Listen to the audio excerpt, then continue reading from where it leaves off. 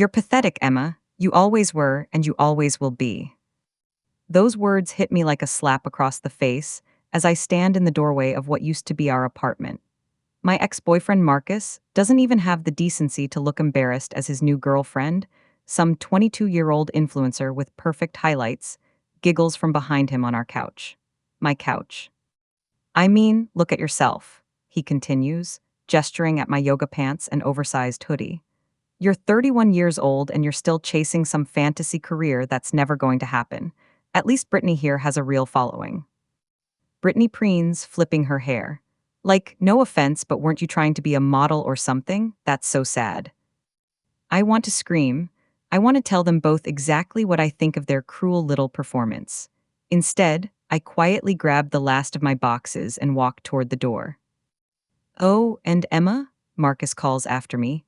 Don't bother trying to get back together when this acting thing doesn't work out. I'm done settling for mediocre. The door slams behind me, and I stand in the hallway holding my cardboard box, feeling smaller than I've ever felt in my entire life. If only they knew what was about to happen next week. Comment below, have you ever had someone completely underestimate you? What happened?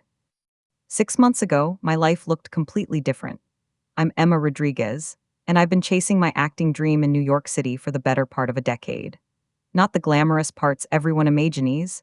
I'm talking about the 3 a.m. diner shifts to pay rent, the endless auditions where casting directors barely glance up from their phones, and the soul-crushing rejections that make you question everything about yourself. But I kept going because I had to. Acting isn't just what I do, it's who I am. Growing up in a small town in Ohio, I was the girl who memorized every line from every movie, who put on shows in my backyard, who knew with absolute certainty that I belonged on a stage somewhere.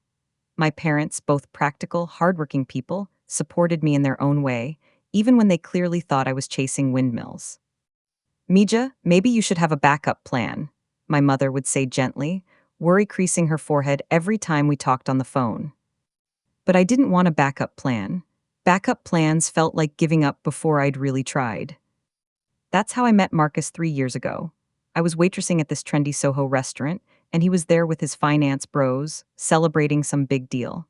He was handsome in that clean-cut, all-American way, the kind of guy who wore expensive watches and never had a hair out of place. When he asked for my number, I was flattered. When he kept calling, I was smitten. For the first year, Marcus seemed supportive of my dreams. He'd come to my showcases, bring flowers after particularly brutal auditions, and tell me he believed in me. Looking back, I think he found my artistic struggle charming, like I was some interesting project he could show off to his friends. But as time went on, things changed. The supportive boyfriend became increasingly critical. Maybe you should consider something more stable, he'd suggest, after I'd been rejected for yet another commercial. My friend Jake's girlfriend just got her real estate license. She's making great money. I don't want to sell real estate, Marcus. I want to act. But for how long? You're not getting any younger, Em. Those little comments started adding up. Every failed audition became evidence that I should give up. Every month I couldn't fully contribute to our expensive apartment became a source of tension. Marcus made decent money in finance, but he started keeping track of every dollar he spent on me, making me feel like a burden. The worst part was how he'd undermine me in front of other people. At parties with his friends, he'd introduce me as Emma, my girlfriend who's still trying to make it as an actress, with this patronizing smile that made me want to disappear. Or he'd tell stories about my amusing audition mishaps like they were evidence of how naive and foolish I was. You have to admit, Em, it's kind of unrealistic at this point, he said one night after I'd been particularly upset about a callback that went nowhere. Most people figure out it's not going to happen by now. I should have left him then. But when you're constantly being rejected professionally, the idea of losing the one person who's supposed to love you unconditionally feels terrifying. So I stayed, and I let him chip away at my confidence piece by piece. The final months of our relationship were brutal. Marcus became increasingly distant, working late more often, being mysteriously unavailable on weekends. I suspected he was cheating, but every time I brought it up, he'd turn it around on me.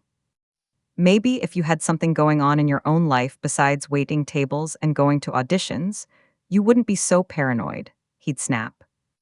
Then came the night I found out about Brittany. I wasn't snooping, his phone was sitting on the counter, and when it buzzed with a message, I couldn't help but see the preview. It was a photo of her in lingerie with the caption, "Can't wait for tomorrow night." When I confronted him, Marcus didn't even have the decency to deny it. "This isn't working, Emma," he said, as casually as if he were discussing the weather. "We want different things. Brittany gets it. She's building something real with her platform." Her platform? Marcus, she posts bikini photos on Instagram. At least she's successful at what she does. She has followers, brand deals. She's making money from her passion instead of just dreaming about it.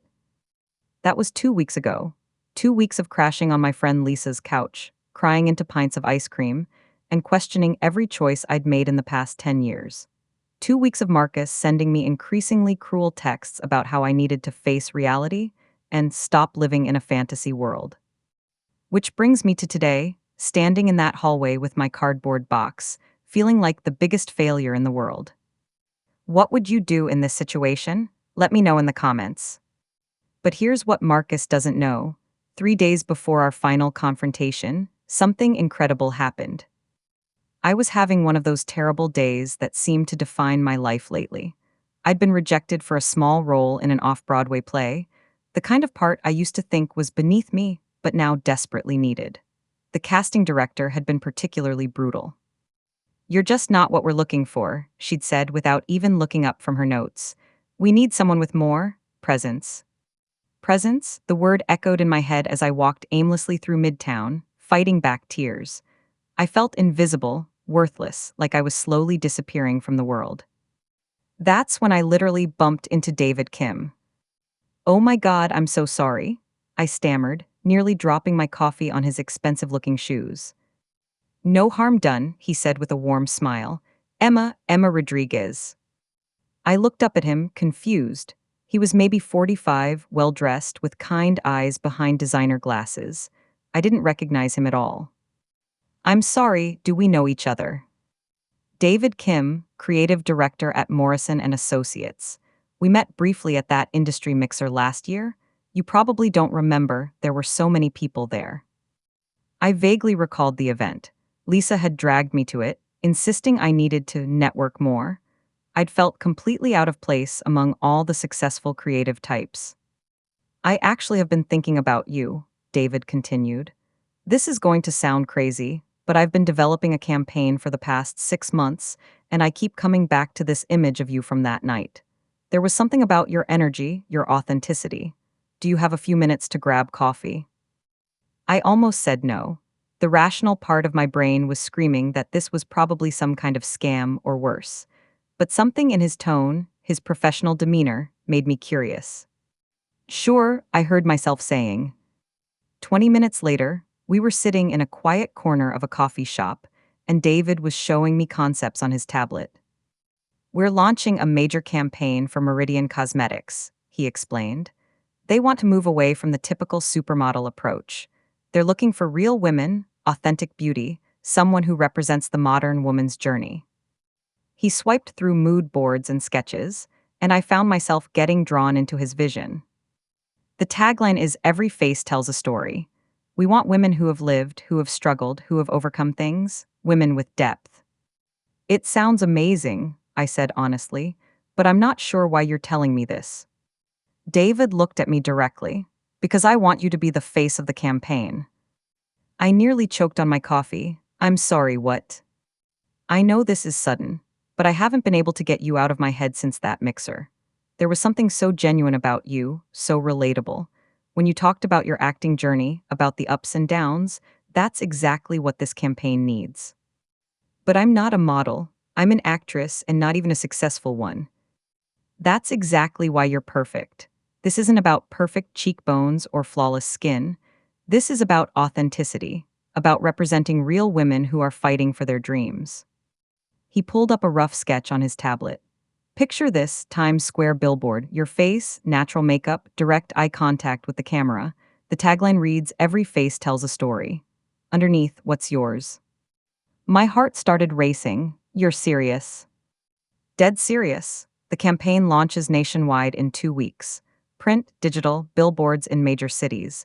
This could be life-changing money, Emma. And more importantly, it could be the platform you've been looking for. I stared at him, waiting for the catch. What's the downside?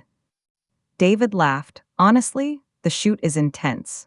3 days in studio, multiple looks, very demanding. And once this goes live, your life changes. You'll be recognized on the street. There's pressure that comes with that. And the financial aspect. 6 figures for the initial campaign, plus royalties if they extend it. Plus, opportunities for acting roles often follow this kind of exposure. 6 figures. I hadn't made 6 figures in my entire decade in New York combined. I need to think about this, I said, my head spinning. Of course, but Emma? David handed me his business card. Don't overthink it. Sometimes the universe puts opportunities in front of us at exactly the right moment. The question is whether we're brave enough to grab them. I walked home in a daze, David's card clutched in my hand. For the first time in months, maybe years, I felt something that wasn't despair. I felt possibility. But when I tried to share the news with Marcus that night, his reaction was exactly what I should have expected. Are you insane? He said, barely looking up from his laptop. Emma, this is obviously a scam. Real companies don't just approach random people on the street. He's legitimate, Marcus. I looked up his company, his credentials. This is real. Okay, let's say it's real. Do you really want to be the face of some makeup company? That's not acting, Em. That's modeling, which you've never done professionally. It's 6 figures, Marcus, and it could lead to acting opportunities. He finally closed his laptop and looked at me with that patronizing expression I'd grown to hate. Honey, I know you want this to be your big break, but you have to be realistic. Even if this is legitimate, which I doubt, what happens when the campaign ends? You'll be right back where you started, except older and more delusional. Why can't you just be happy for me? Why can't you believe that something good might actually happen? Because I care about you too much to watch you get your hopes up again, he said, but his tone was cold. How many times have we been through this? How many big opportunities have turned into nothing? That night, lying in bed next to him, I made my decision. I was going to do it with or without his support. I called David the next morning and said yes. The shoot was 3 days of the most intense, exhilarating work I'd ever done. David and his team made me feel beautiful, powerful, confident. For the first time in years, I felt like I was exactly where I belonged. Rate this decision 0-10. Was Emma right to go against Marcus's advice? The 3 days after I moved out of Marcus's apartment were some of the strangest of my life.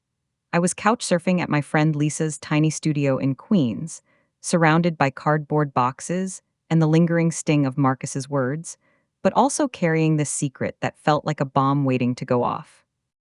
The campaign was set to launch in 4 days, and David had sworn me to secrecy until then. We want maximum impact, he'd explained. The element of surprise is crucial for viral marketing. So I couldn't tell anyone, not even Lisa, who'd been my closest friend since we met in an acting class 5 years ago. Emma, you seem different, Lisa said on my second night there, as we shared takeout Chinese food on her futon. I mean, obviously you're dealing with the breakup, but there's something else. You seem, I don't know, lighter. Lisa was one of those people who could read me like a book. She was also a struggling actress, but unlike me, she'd always been more practical about it. She bartended at a high-end cocktail lounge and had recently started getting regular commercial work. I'm just glad to be out of that toxic situation, I said, which was true, even if it wasn't the whole truth. Good for you. Marcus was always such a pretentious ass. Remember that time he told my friend Sarah that her web series was cute but not really professional? I did remember. Marcus had a talent for making people feel small while maintaining plausible deniability about his intentions. The next day, I decided to test the waters with my family. I called my mom, Maria Rodriguez, back in Ohio. Mija, are you okay? You sound different. I'm fine, Mama. Actually, I might have some good news soon. I can't say much, but something exciting might be happening with my career. There was a pause. My mother had heard this before too many times. Emma, you know I love you and I support your dreams. but maybe it's time to consider that backup plan we talked about. Your cousin Miguel just got promoted to manager at the bank. He could probably help you get an interview. Mom, please just trust me on this one. I think things are about to change. Okay, me Amber, but promise me you won't let yourself get too disappointed if it doesn't work out. The concern in her voice was real, and I understood it, but it also stung. Even my own mother couldn't imagine me succeeding. That evening, I met up with Jake Morrison, another actor friend who'd been part of our tight-knit, struggling artist circle. Jake was talented, but had recently started talking about giving up acting to focus on his day job in social media marketing. Emma, Lisa told me about you and Marcus. I'm sorry, but honestly, good riddance. That guy was toxic. We were at our usual dive bar in the village, the kind of place where drinks were cheap and dreams felt possible after a couple of beers. Thanks, Jake, I'm doing okay. So what's next? Are you going to stay in the city? Yeah, definitely. Actually, I think something big might be about to happen. I can't really talk about it yet, but. Jake raised an eyebrow. Another audition? I love your optimism, but maybe it's time we both faced facts. I've been thinking about moving back to Portland. My dad offered me a job at his marketing firm. You're giving up. I'm being realistic. We're both over 30, Emma. We've been doing this for almost 10 years. At what point do we admit that maybe we're just not good enough? His words hit me harder than I expected. Jake had always been the optimistic one in our group, the one who insisted we were all going to make it someday. Maybe you're not good enough, I said, more harshly than I intended, but I'm not ready to give up. Jake looked hurt. I'm just trying to be honest with you, as a friend. But I was getting tired of everyone's version of honesty when it came to my dreams. The real test came the next morning when I ran into my former agent, Patricia Walsh, at a coffee shop near Lincoln Center. Patricia had dropped me 6 months earlier, claiming she couldn't find the right fit for me in the current market. Emma, how are you, darling? She air-kissed me in that fake industry way. I heard about you and Marcus. These things happen. Patricia was in her 50s, impeccably dressed, with the kind of sharp intelligence that made her successful in a cutthroat business. She'd represented several actors who'd gone on to significant careers. I'm doing well, actually, really well. Good for you. Are you still pursuing acting? I have to say, I've been seeing some interesting opportunities for your type lately. More mature roles, character work. Nothing glamorous but steady. Your type, character work, nothing glamorous. Even when Patricia was trying to be encouraging, she was putting me in a box. Actually, Patricia, I think you might be surprised by what's coming next for me. She tilted her head, curious. Oh, did you book something? Something like that? Let's just say I think the industry might see me differently very soon. Patricia smiled that patronizing smile I knew so well. Emma, I hope you're not getting your hopes up about something unrealistic. You know I care about you, which is why I'm going to be direct. At your age, with your look, you need to be strategic. Think about the long game. And my look, you know what I mean. You're beautiful, but you're not the Ngannou type anymore. You're the best friend, the worried sister, the supportive wife. Those are valuable roles, but they're not leading lady roles. I felt that familiar sting of being categorized, minimized, put in a box that felt too small. What if I told you that in 3 days, I'm going to be on a billboard in Times Square? Patricia actually laughed.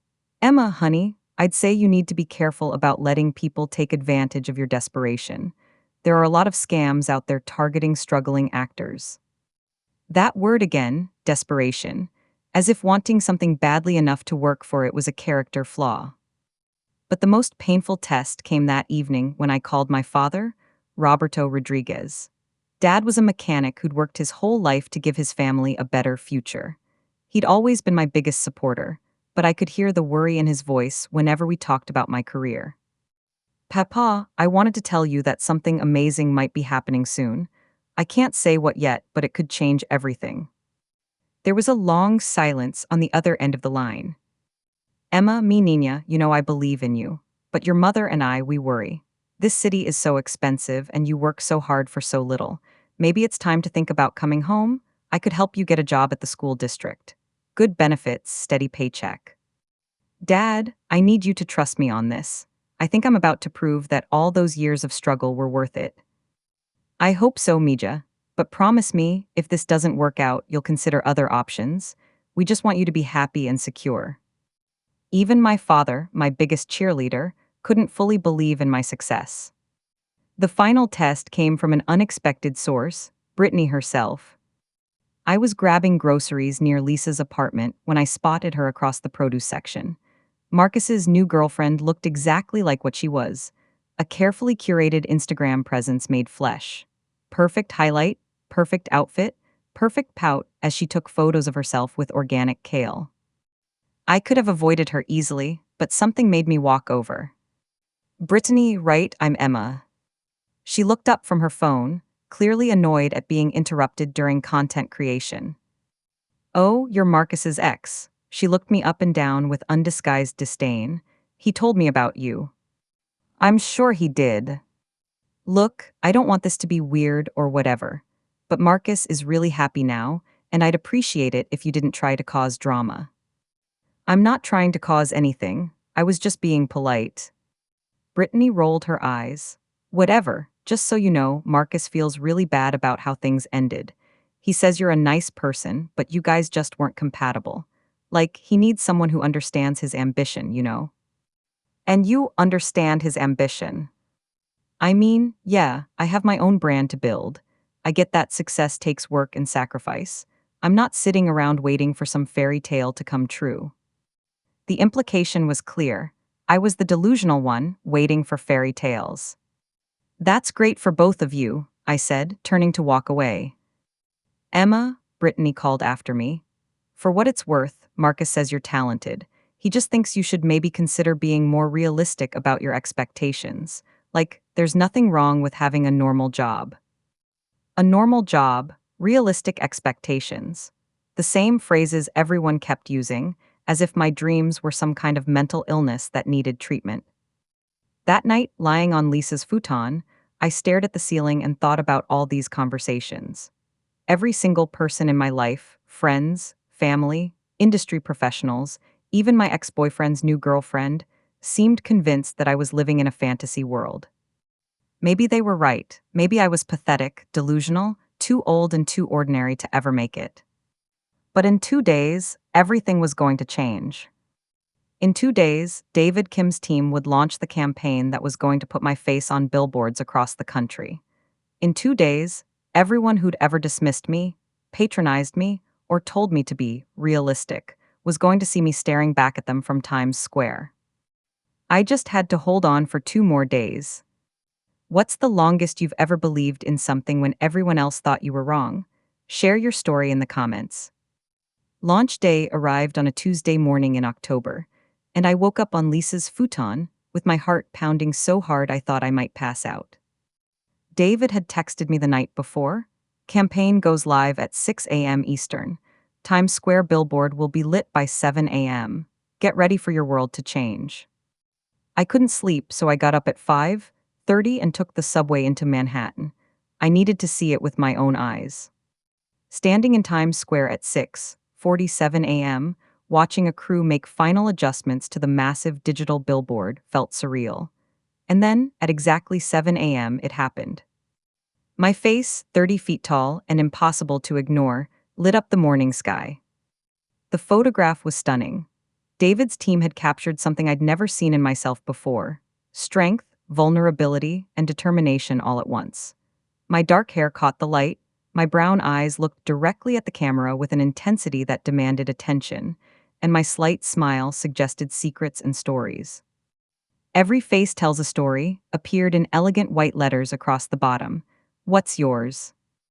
I stood there for 10 minutes, just staring up at myself, tears streaming down my face. A few early morning commuters glanced up, but nobody seemed to recognize the woman on the billboard as the crying person standing on the sidewalk below. My phone started buzzing with notifications.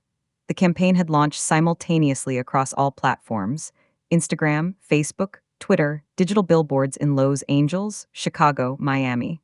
Within an hour, #every face tells a story was trending. But I wasn't ready to deal with the response yet. First, I needed to make some calls. I started with my parents. Papa, turn on your computer and go to Times Square on Google Maps, then switch to Street View. Emma, what are you talking about? It's early, mi niña. Just do it, please. There was silence for a few minutes, then I heard my mother's voice in the background, speaking rapid Spanish. Then my father came back on the line, his voice stunned. Emma, is that you? That's me, Papa. Dios mío, Maria, come look at this. Our daughter is on a billboard in New York. I could hear my mother crying through the phone, and suddenly I was crying too. Next, I called Lisa. Emma, where are you? I woke up and you were gone, and my phone is exploding with notifications about someone who looks exactly like. It is me, Lisa. What do you mean it's you? Check your Instagram, look at the trending hashtags, that's me on the billboard. There was dead silence then. Are you fucking kidding me right now? I'm standing in Times Square looking up at my own face. Emma Rodriguez, if you don't get your ass back here right now and explain everything, I am going to lose my mind. But before I went back to Queens, I had one more call to make. I dialed Jake Morrison's number. Emma, it's early, what's? Jake, I need you to do me a favor. Go online and search for Meridian Cosmetics. Every face tells a story. Okay, hold on. I could hear him typing. Then, holy shit, holy fucking shit, Emma, this is you. This is actually you. This is me. When did you? Emma, you're everywhere. You're on every website, every social platform. There are already articles about the campaign. BuzzFeed is calling it the most authentic beauty campaign of the year. I wanted to call you because of what you said the other night, about giving up, about not being good enough. Jake was quiet for a moment. I'm an idiot. You're not an idiot, but you're also not done. None of us are done until we decide we're done. When I got back to Lisa's apartment, she was pacing like a caged animal, her laptop open to about 15 different tabs. Explain now everything. I told her the whole story, David Kim, the chance encounter, the secret shoot, everything. Lisa listened without interrupting, her expression cycling through disbelief, excitement, and what looked like pride. Emma, do you understand what this means? You're not just on a billboard, you're the face of a major national campaign. There are think pieces being written about you. People are trying to figure out who you are. She showed me her laptop screen. Every face tells a story was the #1 trending topic on Twitter. People were posting photos of the billboards from different cities, sharing their own stories of perseverance and dreams.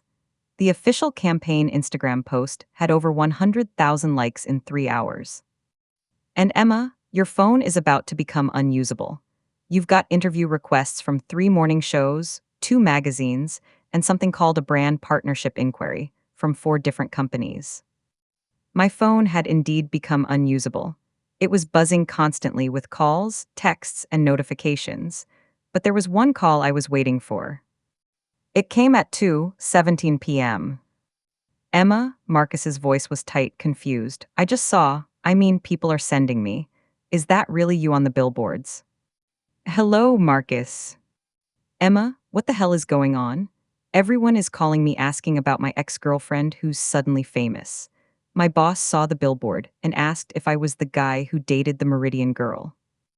I could hear Brittany in the background, her voice high and demanding. Is that her? Let me talk to her. This is insane, Marcus continued. When did this happen? How did this happen? Remember that opportunity I told you about? The one you said was obviously a scam. There was a long pause. This was real. This was real, Marcus. But I was trying to protect you. These kinds of things are usually scams. I was looking out for you. You were protecting yourself. You were protecting your image of me as someone small enough to fit into your life without challenging your ego. That's not fair, Emma. I supported your acting. You tolerated my acting. You never supported it. There's a difference. I could hear Brittany getting louder in the background, clearly agitated that she wasn't the center of attention for once. Emma, look, maybe we can work this out. I know things ended badly, but... Let me talk to Brittany. What? Put Brittany on the phone. There was some fumbling, Then Brittany's voice came through, trying to sound casual but clearly flustered. Hey Emma, congrats on the billboard thing, that's really cool. Thank you, Brittany. I wanted to ask you something. Remember yesterday when you told me I should be more realistic about my expectations? I was just trying to be helpful. And you said there was nothing wrong with having a normal job. Emma, I didn't mean anything by that, I know exactly what you meant. And I want you to know that tomorrow morning, when you're taking selfies with your organic kale, I'll be on Good Morning America talking about this campaign. Next week, I'll be shooting a follow-up campaign that's going to run internationally. And next month, I'm starting work on a Netflix series that came directly from this exposure. That last part wasn't technically true yet, but David had hinted that several opportunities were already coming in. That's great for you, Brittany said, her voice small. It is great for me. But more than that, it's proof that sometimes the people who believe in fairy tales are the only ones brave enough to make them come true. I could hear Marcus taking the phone back. Emma, I'm happy for you, I really am, and I'm sorry if I wasn't more supportive. Marcus, do you remember what you said to me when I was leaving the apartment? I was upset, I didn't mean. You called me pathetic. You said I was pathetic and I always would be. Emma, I just want you to know that tonight, when you go to sleep, you're going to be thinking about the fact that the woman you called pathetic is staring down at you from a 40-foot billboard. And tomorrow, when you walk through Times Square on your way to your very normal, very predictable job, you're going to see my face and remember that you were wrong about everything. I hung up before he could respond. Rate Emma's response 0-10, too harsh or perfectly justified. The beautiful thing about real success is that you don't have to rub it in anyone's face, it rubs itself in. Over the next week, my life became a whirlwind of interviews, photo shoots, and opportunities I'd only dreamed of. David Kim had been right about everything. The campaign was a massive success, not just commercially, but culturally. People connected with the authenticity of it, with the message that every person's story matters. But the real satisfaction came from watching how the people who'd dismissed me dealt with my sudden visibility. Patricia Walsh, my former agent, called on Wednesday. Emma, darling, I've been trying to reach you. Listen, I think there might have been a miscommunication when we parted ways. I've been getting calls from casting directors asking about you, and I'd love to discuss representation. I let her talk for a full 2 minutes before interrupting. Patricia, when we met at that coffee shop, you told me I needed to think about character work because I wasn't the leading lady type. I was just being realistic about the market at that time. And you said I should be strategic about the long game. Emma, the industry changes quickly. What matters is positioning yourself for the opportunities that are coming now. The opportunities that are coming now include 3 series regular auditions, 2 film roles, and a cosmetics contract worth more than most people make in 5 years. I'm going to be strategic about the long game. I'm going with CAA. I could practically hear her jaw drop. CAA was one of the top talent agencies in the world, the kind of representation I'd never even dared to dream about. Emma, let's not be hasty. We have history together. We do have history. You have a history of not believing in me, and I have a history of proving people wrong.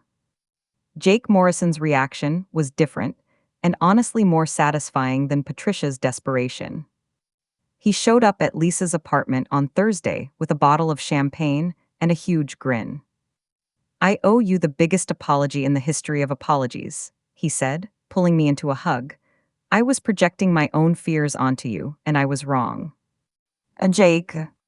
No, let me finish. Watching you this week has reminded me why I moved to New York in the first place. I called my dad yesterday and told him I'm staying. I'm not giving up. So I'm glad. And Emma, I'm never going to doubt you again. You've always had something the rest of us didn't. You never stopped believing, even when everyone else did. That conversation felt like healing. But the most poetic justice came in ways I never could have orchestrated. On Friday, I was doing a live interview on a popular morning show. when the host mentioned that the campaign had sparked conversations about authenticity in beauty standards. Emma, we're getting tweets from viewers who say seeing your face on these billboards has inspired them to pursue dreams they'd given up on. How does that feel? It feels like proof that representation matters, I said. When we only see one type of success story, one type of face, one type of journey, it's easy to believe that's the only way. But everyone's path looks different. What I didn't know until later was that Marcus was watching. Brittany posted an Instagram story that night, a screenshot of the interview with the caption, "When your ex is on TV," followed by a string of awkward laughing emojis. But the comments on her post were brutal. "Girl, you fumbled the bag by getting with someone who let her go. Imagine being the rebound from that. Emma is literally iconic now, and you're out here posting thirst traps. Your man really downgraded her." Brittany deleted the story within an hour, but the internet never forgets. The real comeuppance happened the following Monday. I was having lunch with David Kim to discuss the international expansion of the campaign when my phone rang. It was an unknown number, but something made me answer. "Emma Rodriguez, this is Jennifer Chen from Meridian's executive team. I hope I'm not interrupting." "Not at all. I'm calling because we've been so impressed with the campaign's success that we want to discuss something bigger. We're launching a new line specifically around the Every Face Tells a Story concept, and we'd like you to be not just the face of it, but a creative partner. We're talking about a multi-year deal, your own product line, profit sharing, essentially. We want to build a brand around you." The numbers she mentioned made my head spin. We were talking about generational wealth, the kind of money that would mean I'd never have to worry about rent or auditions, or whether I could afford to pursue my dreams ever again. But the sweetest part came that evening. I was walking through Soho, heading to a celebration dinner with Lisa, when I spotted a familiar figure across the street. Marcus was standing in front of the restaurant where I used to wait tables, staring up at my billboard on the building across from it. He looked smaller than I remembered, defeated. I could have kept walking. Part of me wanted to, but something made me cross the street. "Marcus." He turned, and I was surprised to see that he looked genuinely miserable. "Emma, hi," he gestured at the billboard. "I can't seem to escape your face these days." "I imagine that's uncomfortable for you." "It is, actually. Not because I'm not happy for you, I am, but because it's a constant reminder that I was wrong about everything." This wasn't what I'd expected. I'd imagined this conversation would involve him making excuses, trying to minimize my success, or attempting to take credit for somehow motivating me. "Marcus." "No, let me say this. I've been thinking about it all week. I convinced myself I was being realistic, that I was protecting you from disappointment. But really, I was protecting myself from the possibility that you might succeed without me, that you might become someone too big for the small life I had planned for us." I studied his face, looking for the manipulation, the angle, but he just looked tired and honest. "I called you pathetic because it was easier than admitting that you were braver than I'll ever be. You kept believing in yourself when everyone else, including me, told you not to. That's not pathetic. That's extraordinary." "What about Brittany?" Marcus actually laughed, but it wasn't a happy sound. "Brittany is 22 years old and thinks success means having a lot of Instagram followers. She's a nice kid, but she's not. She's not you. She doesn't challenge me or inspire me or make me want to be better. She just makes me feel safe and superior, which is apparently all I was looking for."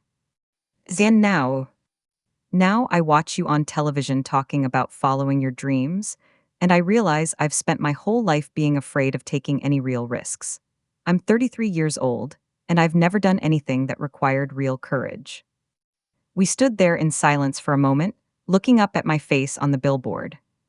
"For what it's worth," Marcus said finally, "I always knew you had something special. I just couldn't handle being with someone whose light was brighter than mine." "Marcus, you could still." "No, Emma, I made my choices. But I want you to know that seeing you succeed like this, it doesn't make me angry or jealous. It makes me proud. And it makes me sorry that I wasn't strong enough to support you when it mattered." He started to walk away, then turned back. That billboard, it's perfect. You look like exactly who you were meant to be. What would you have said to Marcus in this moment? Comment below. 3 months later, I'm sitting in my new apartment, a beautiful one-bedroom in the village that I can actually afford, getting ready for the Golden Globes. Not as a nominee, but as a presenter. The Netflix series I mentioned to Brittany had become reality, and while it won't premiere until next year, the buzz around it has been incredible. My phone rings and I smile when I see the caller ID. Mama. Mija, are you ready for tonight? I think so, I'm nervous. Good nervous or bad nervous? Good nervous, the kind of nervous that means something important is happening. Your father and I, we're going to watch every second. Mrs. Garcia from next door is coming over with her whole family. You're like a celebrity in the neighborhood now. I laugh, I am a celebrity, Mama. No, me Amber. You're Emma. You're our Emma who never gave up, who kept believing even when everyone else stopped believing.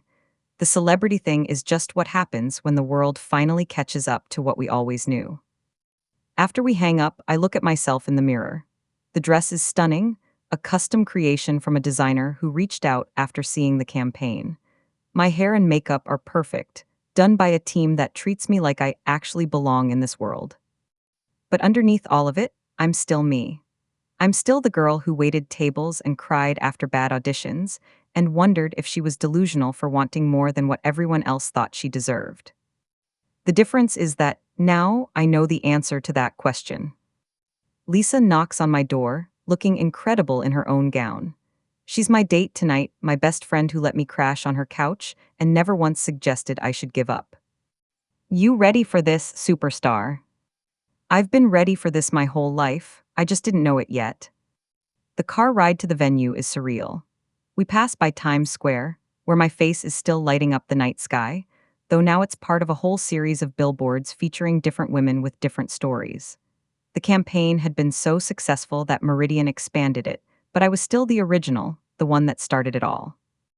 Emma, Lisa says, looking out the window, do you ever think about how different things would be if you'd listened to everyone? If you'd been realistic? Every day, and it terrifies me. What terrifies you? How close I came to believing them. How close I came to accepting that small life everyone kept trying to give me. At the after-party, I run into David Kim, who's become not just a business partner but a genuine friend. Emma, you look incredible. How are you feeling about everything? Grateful, overwhelmed, a little surreal. Any regrets?